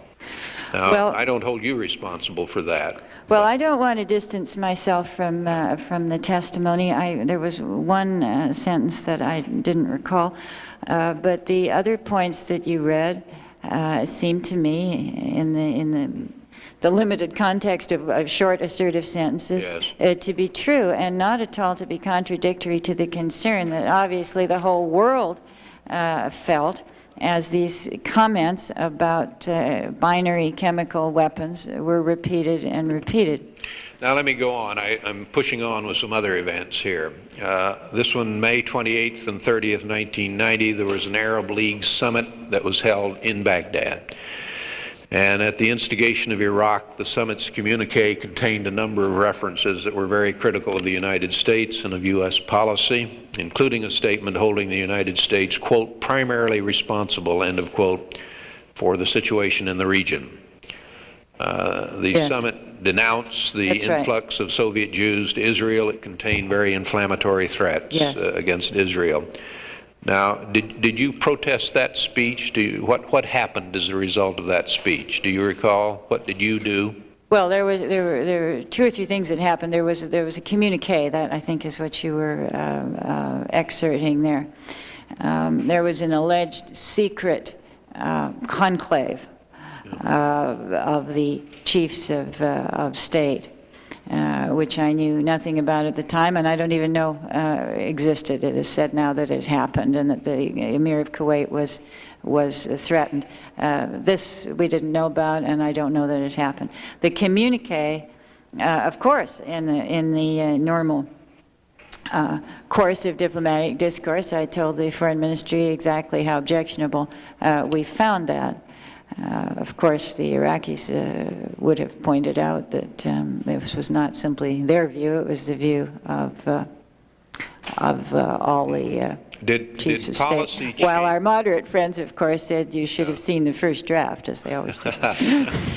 Did our policy change in any way toward Iraq in response to the communique, the outcome of the Baghdad summit? Did we shift our policy at all? Mr. Chairman, our policy towards Iraq was never more than a cautious inching forward when we thought the Iraqis deserved a positive quid pro quo from us. There was no program by that time to discontinue. We were existing solely on the basis of a diplomatic dialogue. That was it. Mm-hmm. So, you know, I think we were not using any carrots. We didn't have any in our pocket.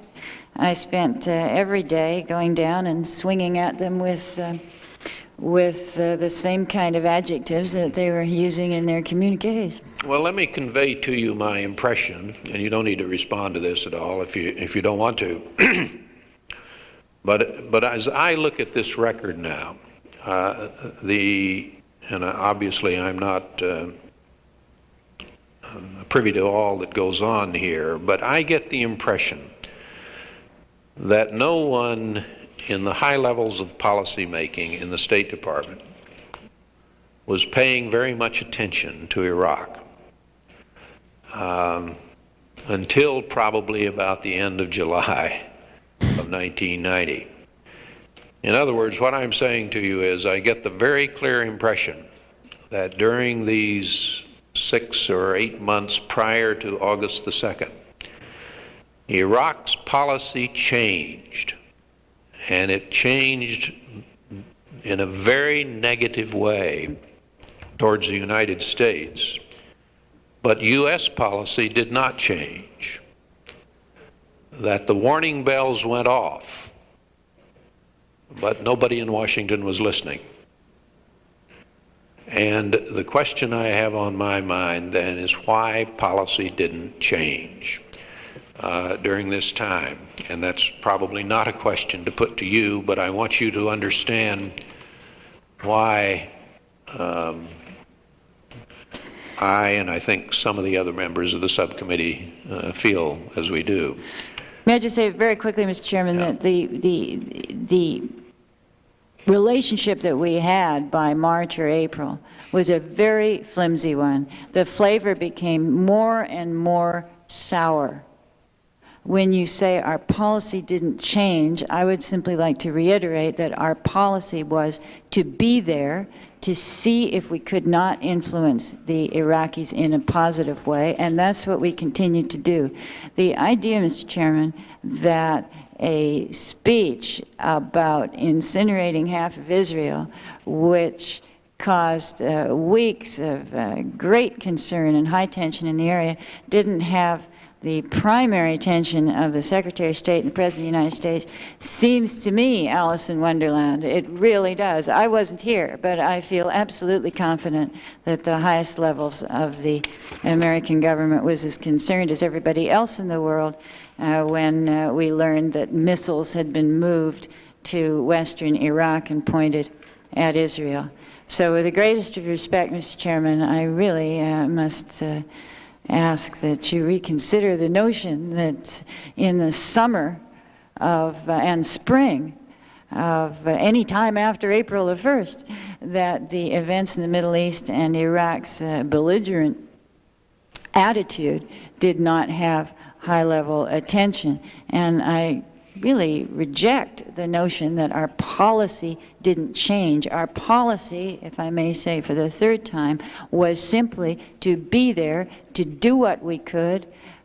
We originally were thinking in terms of carrots and sticks. We had no carrots on the table and none in our pocket. We were using sticks. And we were helpful, Mr. Chairman. We helped to reduce the tension between Israel and Iraq, as I believe the Israelis said.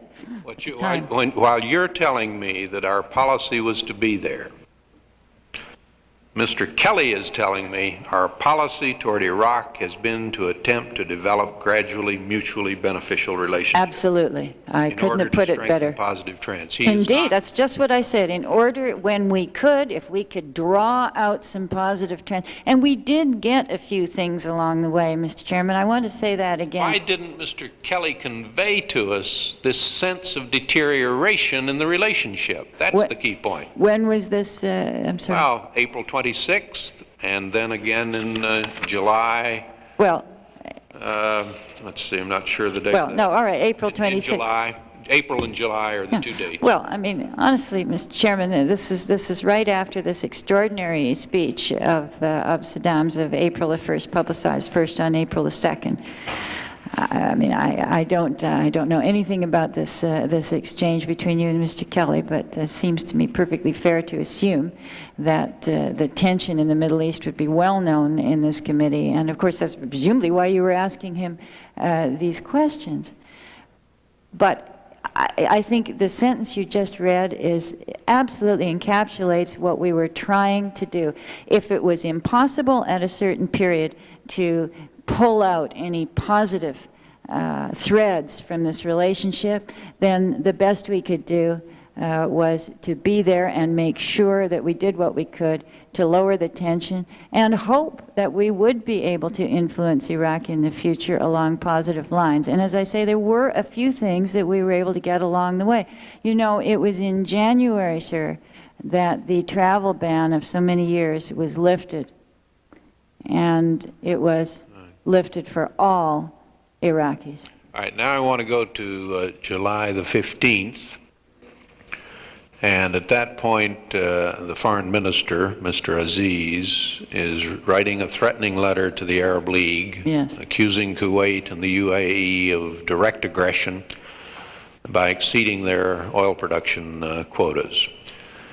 And then on July the 17th, Saddam accused the Gulf Arab states of stabbing Iraq in the back with a poisoned dagger by overproducing oil, and saying something effective must be done. Did that speech come as a big surprise to you, or had you picked up earlier than that signals that this tough line toward Kuwait was emerging? Oh, it was a very public emergence, and ironically, the tough line before that was being taken by the Saudis and the Iraqis in tandem. There were a series of meetings and highly publicized messages amongst the OPEC countries in preparation for the July 25th OPEC meeting. There was a meeting of a group of Arab OPEC members in Jeddah well prior to the 15th. Did you meet with Aziz after these speeches I referred to, or I met with Tariq Aziz on July the 28th.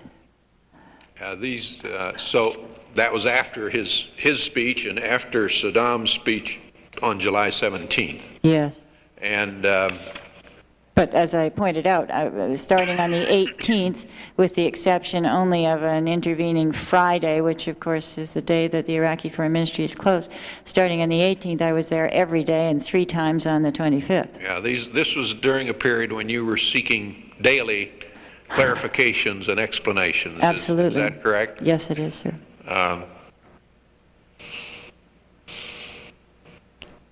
We have often heard here that the foreign minister was isolated from Saddam Hussein. He was not really on the inner circle. What is your impression of that?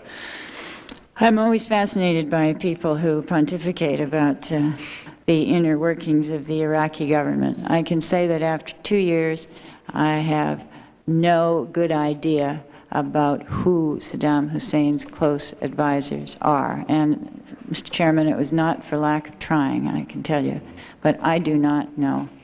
I believe, and I am speculating, not informing you, that Saddam Hussein recognized that he had very, very few people to whom he could turn, loyal Ba'athis who had experience and knowledge of the West. And I think he would number 2 of his 3 deputy prime ministers as perhaps 1 and 2 of only 4 or 5 such people. One of those, of course, is Tariq Aziz.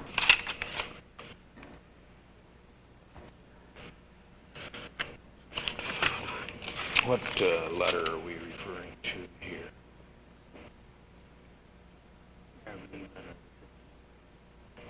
Who wrote that? Now, you met with Hamdoun, Nizar Hamdoun, on the 25th. Am I correct about that? Twice. Of July. You met with him twice on that day. Did you at that time have instructions regarding, did you have instructions regarding clarifications on that July 16th letter to the Arab League and the July 17th Saddam I had those speech? Instructions on the 18th of July, sir. Had no instructions? I had them on the 18th of July. They were immediately sent to, not just to me, but all of my colleagues in the area. Was there any subsequent instructions after July 18th and before this July 15th? There was no need for any further formal instructions, sir. What we did have was the equivalent of additional instructions in the State Department's public statement on the 24th. And it was those remarks by Ms. Tutwiler that caused me to be summoned at midnight, and then some hours later I received the text from Washington, and that was the occasion of my unannounced arrival at the Foreign Ministry later in the morning to deliver those in writing. All right, and you went to the presidency to see Saddam. Is that correct, on the 25th? I was taken to the presidency. I didn't have the slightest idea who I would see. There are a number of people whose offices are in the presidency. I was put into a presidency car, and nobody knew that I was going, except happily the Italian ambassador. I said, please come and get me if you don't know. And you met with Saddam at that point? Yes, indeed, he was there. Mm-hmm. Now, during that meeting, did he say specifically he would not use force or invade Kuwait? Yes. And that was not a conditional statement of any kind. It was just a flat, clear, plain statement. We will not invade Kuwait. Is that correct? The Iraqis are prone to what a colleague of mine yesterday called loony legalisms. Saddam Hussein told me he would not use violence to settle his disputes. I believe that the way the transcript was issued, with those comments at the end of it from Saddam Hussein, were intended to make the point that you're inferring, that what he told me was, as long as the Kuwaitis do the right thing, we won't invade. That is not the case at all. As President Mubarak announced, was told to him, and as I read in the open letter that King Fahd has, the Saudi embassy here has published from King Fahd to President Saddam Hussein. King Fahd is very clear. So it's a very clear. There is no question no about it. conditionality to the. Certainly not. All right.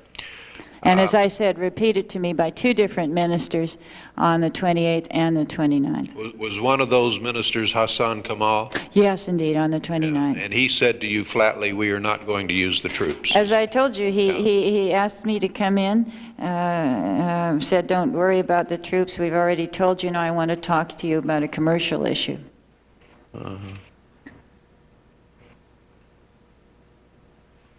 Okay.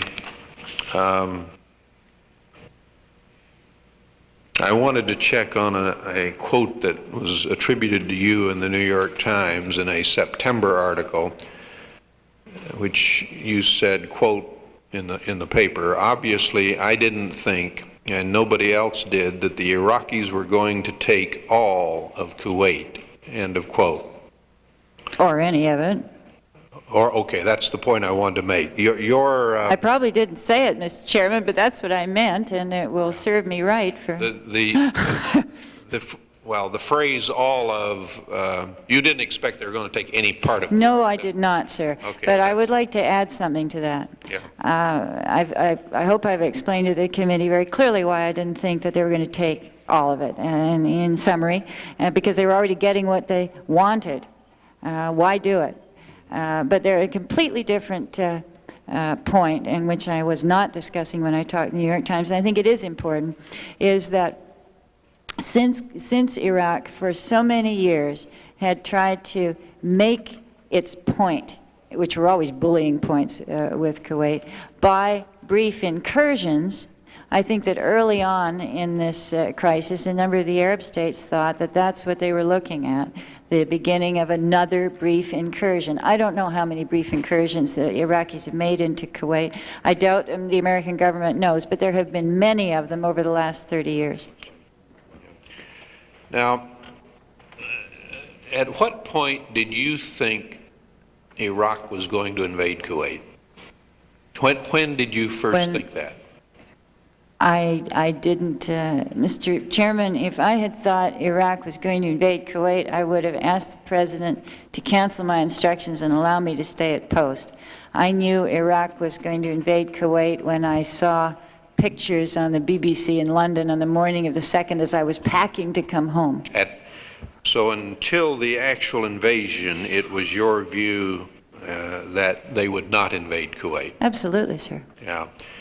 And you left Baghdad for London on what date? Do you recall? 30th of July. Were you leaving at that time for a policy review? Yes, sir. To take My place? orders read 10 days consultation. You were coming to Washington or to London? To Washington. And had we concluded at that point that no invasion would occur? Absolutely, sir. That's why we were going to. Now let me be careful here. We thought that the immediate crisis was over. This man having told everybody on the map practically that it was, and we calculating incorrectly that it was in his interest that it be over, since he was going to get what he wanted, and if he invaded, to our logic, he would be committing some kind of suicide. So we thought the immediate crisis was over. I certainly don't want to imply that we thought everything was going to be hunky-dory, or that the negotiations with Kuwait were going to be swift and easy. Of course we didn't. But we did not think he was going to invade Kuwait. I understand. You were quoted, I think, yesterday as saying that you thought Saddam Hussein was stupid. Suicidal, I mean, yes. When did you reach the conclusion he was stupid? When he invaded Kuwait, sir. During the time that you spoke to him, did you think he was stupid? No, I thought he was ignorant. Thought he was what? Ignorant. And, yes. Ignorant about what? About the United States, about our values, about our power. During your tour then, and as you got to know this man, you felt he, I don't want to put words in your mouth, but I want to get a sense of it, you felt he was out of touch, out out of reach. Did you feel that way about him? Yes, and this is what I had been told before I went to Iraq, and that is why I directed my staff to assist me in doing two things, trying to do two things, keeping two goals before us, that we should constantly think of ways in which we could expose him and other senior decision makers to all those things about us, our values, our policies, and the intricacies of our constitutional structures, the relationship between the Congress and the media and the government and the Supreme Court, all of which are totally misunderstood by Iraqi decision makers. And I mentioned the one obvious way seemed to be to try to get journalists in to see him. The other thing that we set ourselves to do was to see if we could find any way to get in to see him. And we couldn't. I would just like to add one other comment, if I may, because it was such a major focus of our embassy. We wanted to try to break through this iron curtain that Saddam had put around the people of Iraq, and which was complete. Of course, foreigners couldn't go to an Iraqi house and vice versa, and anybody who was unwise enough to talk to us would, of course, be interrogated by the police and so on. So we did set up a cultural people-to-people program, and I like to think that that is what we did leave behind in 2 years. We touched a lot of people, hundreds and hundreds of people, and that is what we need, sir, I think, in Iraq. So you didn't think Saddam Hussein was stupid when you talked with him, but you thought he was ignorant of the United States and not in touch with a lot of reality, I guess. And badly advised, or sycophantically advised, if I... Mr. McCloskey, we'll try to wrap it up here quickly. Mr. McCloskey, I think, has a few questions. Thank you so much, again, Ms. Glaspie, and I'll be very brief. First of all, I'd just like to note that when I asked you to comment and advise as to present status and of concerns and future prospects in Kuwait, and particularly Iraq, you very graciously deferred to the Secretary of State. I understand that, but I do hope we have the opportunity for your counsel on these very major developments at some time in the near future, if we could work that out with you and the Secretary. And I realize I probably went on and on about our difference in substance and semantics on the democratic aspects of Kuwait, but I guess we could say it's a relatively benevolent or more or less progressive monarchy with some democratic aspects. Could that get us closer to... Well, Mr. McCloskey, it's the only country that I've had the pleasure serving in, other than this one and the United Kingdom, which had a parliament. I used to go to it twice a week, and it was... You wouldn't have allowed the freewheeling conversation that they allowed. Unfortunately, there's no parliament now. Yeah, I get it. There's also questions about rights of parliaments and powers of parliaments, but I really don't want to go on and on about that. But Saddam Hussein took Kuwait in 6 hours, about. Is that not correct? That was... However long it took to drive to the borders. Yeah, pretty stark and pretty simple. Did you? And I guess about that time you were somewhere between London and Washington, or yes. Well, I was in transit. I was in London and was ordered to stay there for 2 or 3 days. Now, did you think at that time that Saddam Hussein would go into Saudi Arabia?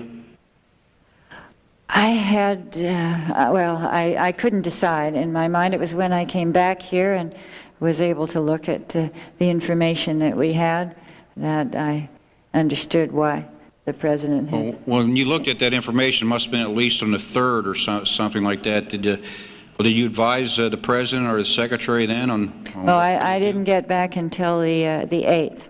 Well, somewhere, okay, communications being what they are, did you advise the president as to likely Iraqi intentions on Saudi Arabia? No, sir. I mean, I was isolated from information where I was. Okay. Now, and then you could not advise at all then by the implications of what you're saying, or you did not as to whether or not to deploy troops. No, but as soon as I got back, I offered my advice. And could I ask what that was? No, sir. Well, I'm asking, I guess I can't ask, but you're saying you decline to answer. Well, could you ask me precisely the question again? What issue it was that you were asked, that I advise on? Did you advise? Did you have an opinion, or did you advise the president or the secretary on deploying troops to Saudi Arabia? No, I did not. Those decisions. No, I did not. You did not. You did not. I did not advise the president. No. Were you? How about the secretary? Or the secretary? No. Well, in effect, you're not in the loop for all your activity on. I wouldn't expect to be, sir. I mean, this is they would ask my advice on matters having to do directly with Iraq. This would be a major political, military question, which I would not expect to be asked for advice on, or in fact, any ambassador. So did you think it was was your immediate reaction that it was a wise thing at Yes, the time sir. to deploy the troops, which most of us did agree with? Yes, sir. Quite frankly. Well, Mr. Chairman, thank you very much. You've been very generous, Ms. Glaspie, and I hope I see you again. Mr. Burton. Thank you very much. I know you're very tired, and I've been gone and come back, and we won't keep you but just for a moment.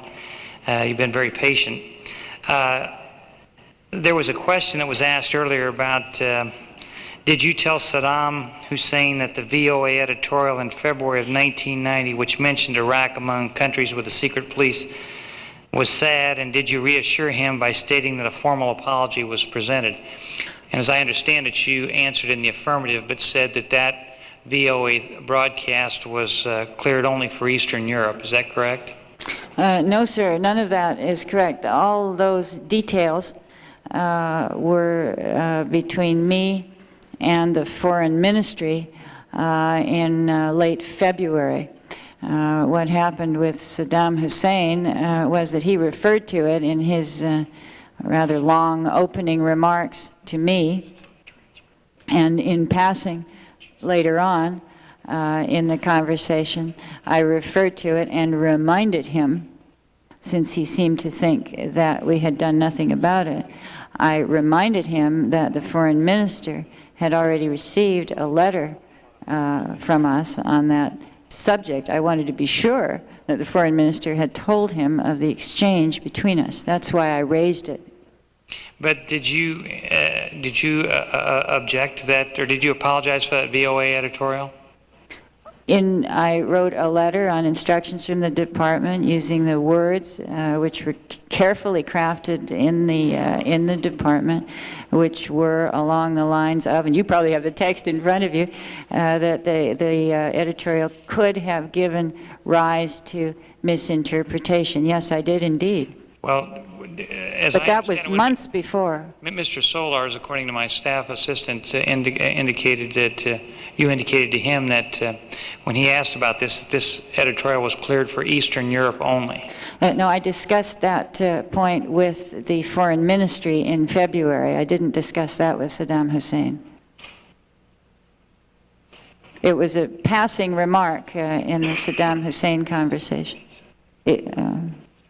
I might have. I mean, if it had occurred to me to say so, I might have, but there's no reason to say so, and I didn't say so. You did not say it was cleared only for Eastern Europe? No, but it's true. It was cleared for broadcast in Eastern Europe. Your remark is correct. It was cleared only for broadcast in Eastern Europe? That's correct. And then the last lines were then added. It was translated into Arabic and broadcast with the additional language, but uncleared for broadcast in Arabic or with the additional language. Well, we contacted the VOA, and they said that it was not limited to Eastern Europe only. It was well, good, but it was written, I was informed, for Eastern European audience. Certainly, when you read the text of it, that is where it is directed. But the point about the clearance of the editorial is that basically the editorial was used twice. It was used, and then a final short paragraph was added. And that amended version was not re-cleared in the State Department. Well, I won't prolong this. I submitted earlier some questions for the record, and the chairman very graciously said that you would answer those for us. With pleasure. Thank you very much. Thank you, Mr. Chairman. And just finally, Madam Ambassador, as you look back over your experience there, what would you have done differently in light of subsequent events with respect to your own conduct and with respect to U.S. policy? I have, of course, been over this in my mind many times. I have discussed it with people whose knowledge of Iraq is greater than mine and whose views I respect. Given the fact, and it was a fact, that we overestimated Saddam Hussein's instinct for self-preservation, for whatever reasons, I think that what we did was internally consistent, and our mistake, and this is what I would change if I could, but with the data available to me at the time, I do not believe that I would have come to a different conclusion, no matter how hard I thought about it. We did not realize he would be so foolish as to ignore our repeated and crystal clear warnings. So with the data available to us, I fear that I could only have come to the wrong conclusion. I don't take comfort that everybody else that I was working with in Baghdad, including the Arab ambassadors, came to that same wrong conclusion. So looking back then, you really see no mistakes? I think it was morally right to, in August 1988, try to see if we could bring him along. We never bought the line that, I think you know, Mr. Chairman, was propagated in the area that this is a changed man. We can work with him. That is not the attitude with which we began this experiment in August 1988. We hoped he might be a changed man. We hoped very much he might be a changed man. And if he wasn't, we hoped that we could change him. So I just want to be clear, as you look back, you see no mistakes. I can only speak to the approach that we took. If you want to go hour by hour and day by day, I'm sure we made many mistakes. I'm talking about, which seems to me the fair question, if I may say, Mr. Chairman, the approach that we took. The policy was the right. Policy approach that we took, not the day-by-day execution. My goodness, I'm sure I made many mistakes. But the approach, I think, was right. And we failed. We didn't make it work. And by the word approach, you really mean the policy? Yes, the general overall policy, yes. Well, we've had you here a very, very long time, and I apologize to you for that. You've been very patient with us in responding to our questions.